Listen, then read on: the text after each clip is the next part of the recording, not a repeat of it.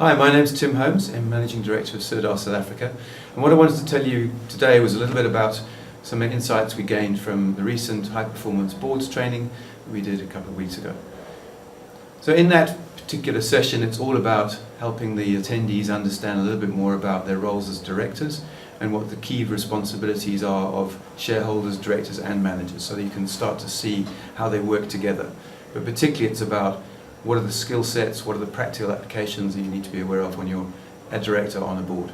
So one of the examples we had was a newly formed group, and their natural selection was to bring in the individuals from the individual members of the group.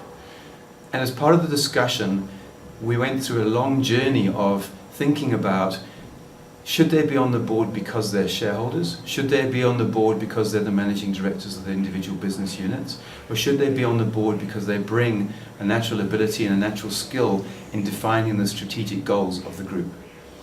And we didn't come to any particular conclusion, but it prompted a lot of questions that they hadn't even considered before. It seemed like the obvious thing to do.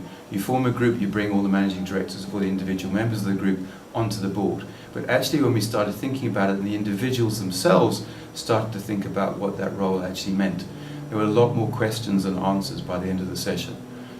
So the things they had to consider were, am I the right person to be on the board because I have an operational understanding of what's going on? Or should I be on the board because I have a much better understanding of what is the strategy of the group as a whole? Am I bringing a particular skill set to the board because I'm the financial manager, or I've got knowledge and understanding of marketing, or am I purely on that board because, as I said, I'm the managing director of a particular business unit? And by the end of it, there were definitely a couple of those individuals who were starting to think, okay, I'll fulfill my role in my particular business unit, but maybe I'm not the ideal person for that board. Maybe we should actually be considering bringing independents on the board who have those particular skill sets.